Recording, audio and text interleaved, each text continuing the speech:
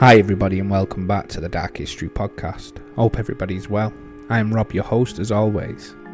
In episode 11 I'm going to talk about something that I alluded to way back in the first episode, and that is Germany in Africa and the genocide of the Nama and Herero people. Now if you've listened to the episode, you will have heard some of the imperialism in Africa by European powers. And if not, then maybe go and listen to that first, as I will be skimming certain points that I have spoken about previously, like the Berlin Conference and the Scramble for Africa. Yes, that was a shameless plug. Now I know the title will drum up visions of the Holocaust or World War II, and believe me, topics of that scale will come up on this channel in future. But I would like to talk about Germany's exploits in Africa, and yes, kettle calling pot burnt arse, a British man on his soapbox about Germany killing people when Britain were the worst for it. The hypocrisy isn't lost on me, and again I will talk about that in the future episodes. But this story, up to a few years ago, was never acknowledged by Germany, and it sort of had an air of obscurity around it. This listen could be distressing to some people, so please listen with caution. There are descriptions of death, mutilation, rape and racism. So without further ado, sit back, relax, for more Dark History.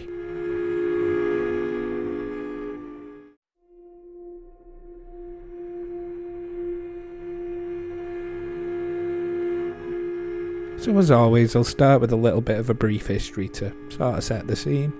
Germany first dipped a tentative toe into African waters in the 1680s when the Margraviate of Brandenburg, then leading the border realms of Brandenburg-Prussia, persuaded limited imperial efforts in West Africa. The Brandenburg African Company was chartered in 1682 and established two small settlements on the Gold Coast of what is today Ghana. 5 years later, a treaty with the King of Arguin in Mauritania established a protectorate over that island, and Brandenburg occupied an abandoned fort originally constructed there by the Portuguese. Brandenburg after 1701 became a de facto part of the Kingdom of Prussia, who pre-used this colonial effort until 1721, when Arguin was captured by the French and the Gold Coast settlements were sold to the Dutch Republic. It wasn't until Germany's unification in 1871 that they began to invest in the so-called Blue Water Navy and gave themselves capabilities to defend or supply German holdings further afield. In 1884, pursuant to the Berlin Conference, colonies were officially established on the African west coast, often in areas already inhabited by German missionaries and merchants. The following years, gunboats were dispatched to East Africa to contest the Sultan of Zanzibar's claim on the sovereignty over the mainland of what is today Tanzania. Settlements in modern Guinea and Nigeria's Ondo state failed within a year. Those in Burundi, Cameroon, Namibia, Rwanda, Tanzania and Togo quickly grew into lucrative colonies. Together these 6 countries constituted Germany's African presence in the age of new imperialism.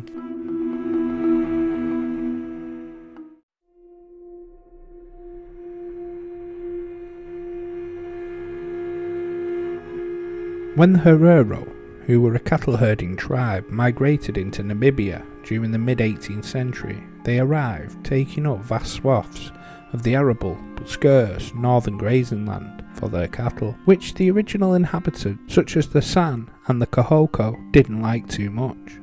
It would be the Kohoko who would suffer the most at the hands of the Herero, who gradually pushed them out of their lush farmland and into the dry, rugged hills of the south and east, taking the Kohoko as slaves to tend to their lucrative farming land. The Herero were pastoral people whose entire way of life was centered around their cattle. The Herero language, while limited in vocabulary for most areas, contained more than 1,000 words for the colours and markings of cattle. Hereros were content to live in peace as long as their cattle were safe and well pastured, but become formidable warriors when their cattle were threatened. By the time the Scramble for Africa rolled around, the Herero land had become known as Damaraland, and the Nama, who were equally pastoral people, lived just south of Damaraland. In 1883, Adolf Lödritz, a German merchant, purchased a stretch of coast near Lödritz Bay from the reigning chief, The terms of the purchase were fraudulent, but the German government nonetheless established a protectorate over it. At that time, it was the only overseas German territory deemed suitable for white settlement. Chief of the neighbouring Herero, Chief Maherero, rose to power by uniting all of the Hereros. Faced with repeated attacks by the Cohwashin, a clan of Kohokos under Hendrik Witbooi, he'd signed a protection treaty on the 21st of October 1885 with Imperial Germany's Colonel Governor Heinrich Ernst Göring. That is the father of the convicted war criminal Hermann Göring. The Germans did not cede the land of the Hereros though. This treaty was renounced in 1888 due to the lack of German support against Witbooi. Also, the Herero people would consider their treaty null and void with the Germans because German soldiers would rape and violate the women and the girls of the Herero tribe, which the German hierarchy refused to punish. The treaty would be reinstated in 1890 when the chief died and his son and heir, Samuel Maherero, signed a great deal of land over to the Germans in return for helping him to ascend to the over-Herero throne and to subsequently be established as the paramount chief.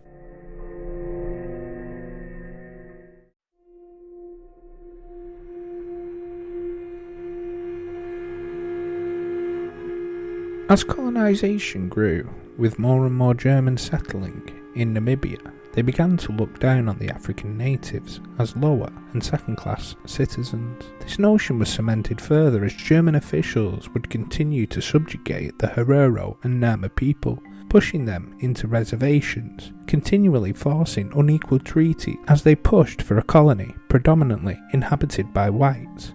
A new German Africa. Where have we heard that before?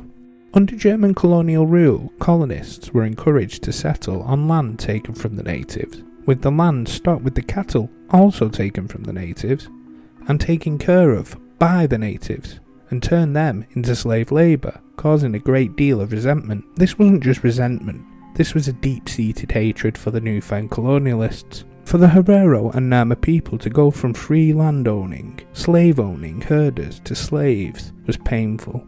These people cherished their livestock.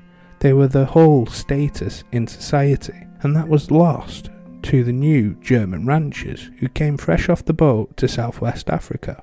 This slap in the face would sow the seeds for revolt. Tensions would crank up another notch when in January 1903 a German trader known as Dietrich was walking from his homestead to a nearby town of Amaruru to buy a new horse.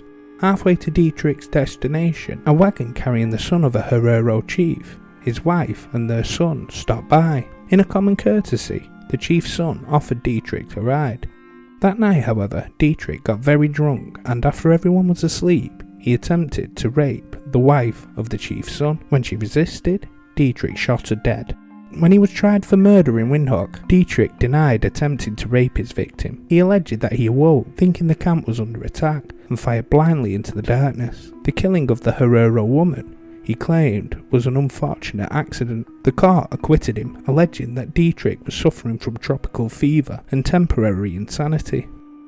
Eventually the governor did intervene to the detriment of his own personal standing and had the public prosecutor appeal Dietrich's acquittal. The second trial took place, in which Dietrich was found guilty for manslaughter and imprisoned. The move prompted violent objections from German settlers who considered Leutwein a race traitor.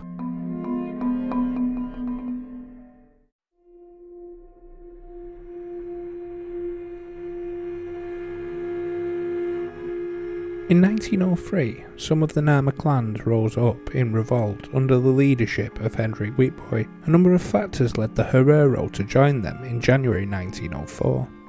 One of the major issues was land rights.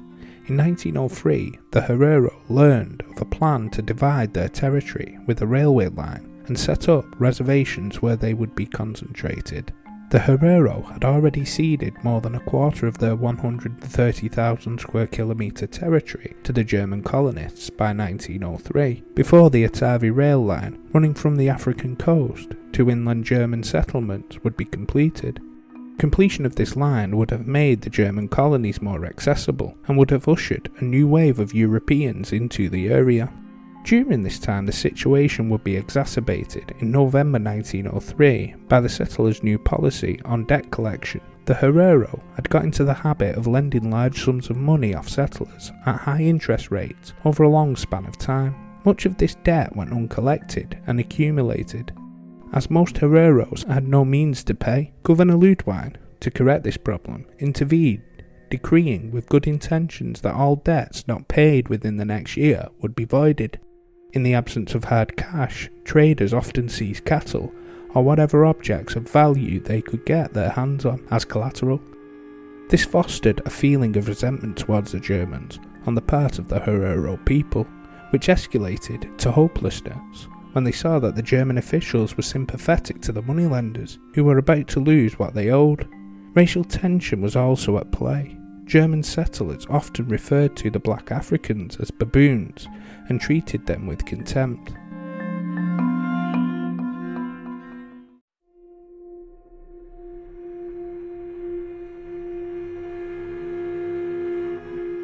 In 1903, the Herero saw an opportunity to revolt. They had heard another tribe, called the Bondelsward, were engaged in a firefight with the Germans over the registration of guns.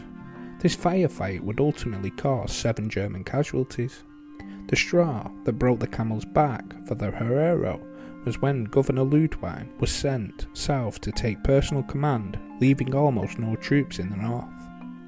In early 1904, the Herero began their revolt, initially killing between 123 and 150 German settlers, as well as 7 Boers and 3 women in what was described as a surprise attack. The timing of their attack was carefully planned. After successfully asking a large Herero clan to surrender their weapons, Governor Leutwein was convinced that they and the rest of the native population were essentially pacified, and so withdrew half of the German troops stationed in the colony and left for the south. Led by Chief Samuel Maharero, the Herero surrounded Okahanja and cut the railroad and telegraph links to Windhoek, the colonial capital. Maharero then issued a manifesto in which he forbid his troops to kill any Englishmen, Boers, uninvolved peoples, women and children in general, or German missionaries. The Herero revolts catalyzed a separate revolt and attacks on Fort Namutane in the north of the country. A few weeks later, by the Ondonga, a Herero warrior interviewed by German authorities in 1895 had described his people's traditional way of dealing with suspected cattle rustlers, a treatment which during the uprising was regularly extended to German soldiers and civilians. He said, "We came across a few Khoisans, whom, of course, we killed. I myself helped kill one of them. First, we cut off his ears, saying, 'You will never hear Herero cattle lowing.' Then we cut off his nose, saying, 'Never again shall you smell Herero cattle.' And then we cut off his lips, saying, 'You shall never taste Herero cattle.' And finally, we cut his throat." Leutwein knew that the wrath of the German Empire was about to fall on them and hoped to soften the blow.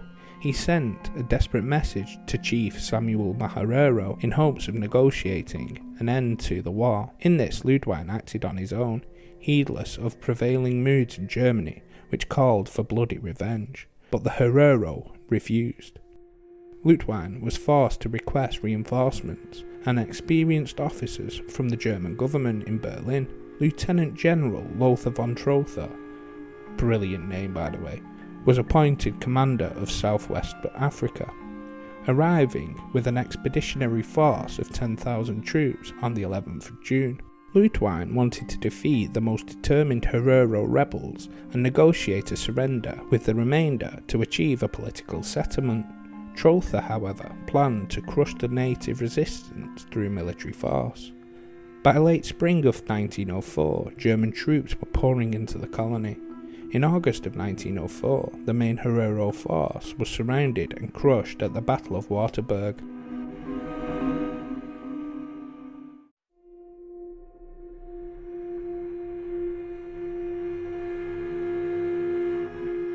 Survivors of the massacre, the majority of whom were women and children, were eventually put in places like Shark Island concentration camp.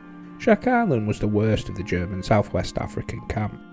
In a natural harbour lies Shark Island, which then was connected to the mainland only by a small causeway. The island is now, as it was then, barren, characterised by solid rocks carved into surreal formations by the hard ocean winds. The camp was placed on the far end of the relatively small island, where prisoners would suffer complete exposure to the strong winds that swept Luderitz Bay for most of the year.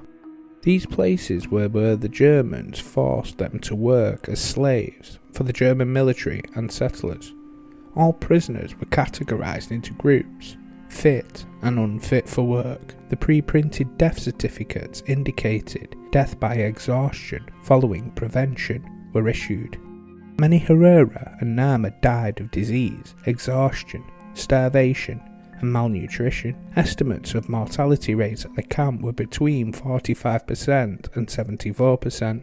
Food in the camp was extremely scarce, consisting of rice with no additions. As prisoners lacked pots and the rice they received was uncooked, it was indigestible. Horses and oxen that died in the camp were later distributed to inmates as food. Dysentery and lung diseases were common. Despite those conditions, the prisoners were taken outside the camp every day for labour under harsh treatment by the German guard, while the sick were left without any medical assistance or nursing care.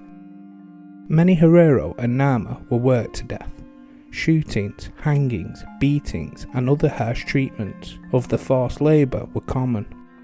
Prisoners were also used for medical experiments, and their illnesses or their recoveries from them were used for research. Experiments on live prisoners were performed by Dr. Bofinger, who injected Herero that were suffering from scurvy with various substances, including arsenic and opium.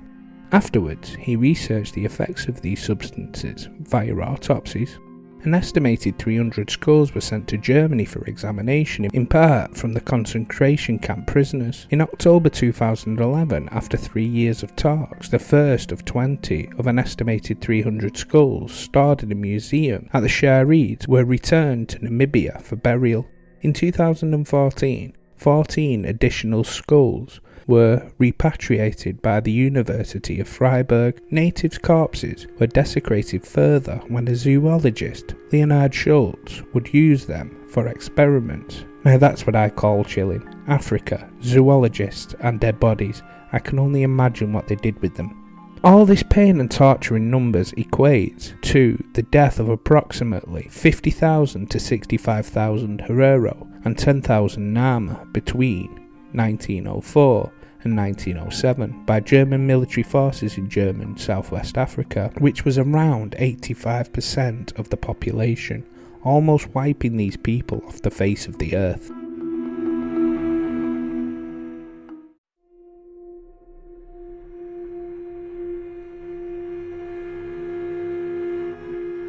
Now I know that the Herero and the Nama people ultimately fired the first literal shots in all of this, and some people in internet land would see this as a direct declaration of war, but what option did they have?